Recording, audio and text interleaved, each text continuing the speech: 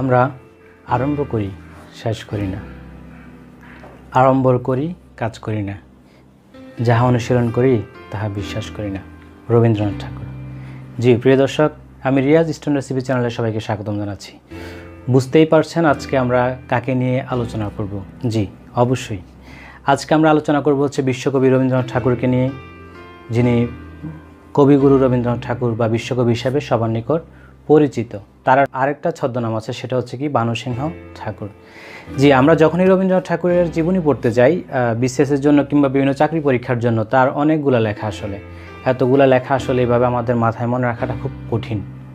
যার কারণে আমি চিন্তা করলাম যে যদি আমি এটাকে দুই একটা পর্বে ভাগ করে যদি আলোচনা করি এবং ছন্দে এবং টেকনিকের মাধ্যমে যদি আলোচনা করি, তাহলে হয়তো বিষয়টা মনে রাখাটা খুব সহজ হবে।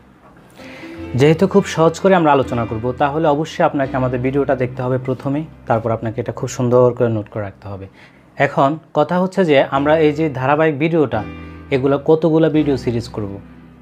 প্রিয় দর্শক, আমরা নির্ধারণ করেছি যে মোট 25 জন বাংলাদেশে বিখ্যাত লেখক আছেন, যাদের বাংলাদেশের বিভিন্ন চাকরি পরীক্ষা বলেন, বিসিএস পরীক্ষা বলেন, যে কোনো পরীক্ষার জন্য সবচেয়ে মোস্ট ইম্পর্ট্যান্ট।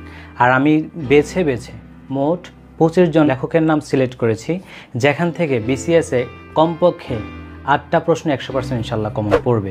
কেননা আমরা কিন্তু 25টা লেখকের জীবনী এই ইউটিউব চ্যানেলে আমরা আলোচনা করব, এবং আপনি যদি আমাদের ভিডিওগুলো ধারাবাহিক দেখেন, এই 25 জন থেকে আপনার যে কোনো প্রশ্ন আসে ইনশাল্লাহ আপনি আনসার করতে পারেন। প্রিয় দর্শক, চলুন আজকে আমরা রবীন্দ্রনাথ ঠাকুরকে নিয়ে আলোচনা করি। তো রবীন্দ্রনাথ ঠাকুরের যেহেতু একটু লেখা বেশি, তাহলে আমরা তাকে একটু পর্বভিত্তিক আলোচনা করতে হবে।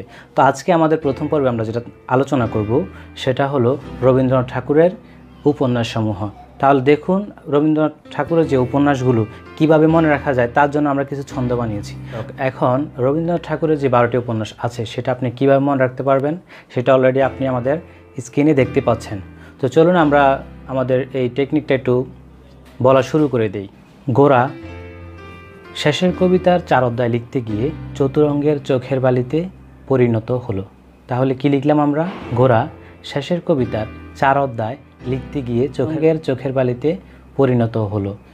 2 বোন মালঞ্চ ও রাজস্বীকে ঘরে বাহিরে খুঁজে পেল না বলে বউ ঠাকুরানীর হাটে খুঁজতে গিয়ে নৌকাডুবি হলো। প্রিয় দর্শক, বুঝতেই পারছেন যে আমাদের এই যে ছন্দটা, এই ছন্দটার ভিতরে কিন্তু রবীন্দ্রনাথ ঠাকুরের 12টি উপন্যাস আছে। আপনি যদি 1 থেকে 2টা মিনিট একটু মনোযোগ দিয়ে পড়েন, তাহলে আশা করি যে আপনি ইনশাল্লাহ এটা সারা জীবন মনে রাখতে পারবেন। অবশ্য আপনাকে পরবর্তী সময় এটাকে চর্চা রাখতে হবে, তাহলে প্রথমবারে হয়তো মনে নাও রাখতে পারেন। আজকে আমরা শিখলাম রবীন্দ্রনাথ ঠাকুরের 12টি উপন্যাস। তো ইনশাল্লাহ আশা করি যে আপনাদের কাছে ভিডিওটা ভালো লেগেছে। ভিডিও ভালো লাগলে অবশ্যই আমাদের কমেন্ট সেকশনে জানাবেন যে ভিডিওটা কেমন হলো, এবং আশা করি ভালো হবে ইনশাল্লাহ। আর আমরা নেক্সট ভিডিওতে রবীন্দ্রনাথ ঠাকুরের নাটকগুলো নিয়ে আলোচনা করব। ভিডিওগুলো ইনশাল্লাহ ধারাবাহিকভাবে আসবে। তো ভিডিওগুলো পাওয়ার জন্য আমাদের চ্যানেলে চোখ রাখুন। ইনশাল্লাহ দেখা হবে নেক্সট ভিডিওতে। সে পর্যন্ত সবাই ভালো থাকবেন। আসসালামু আলাইকুম রহমতুল্লাহ।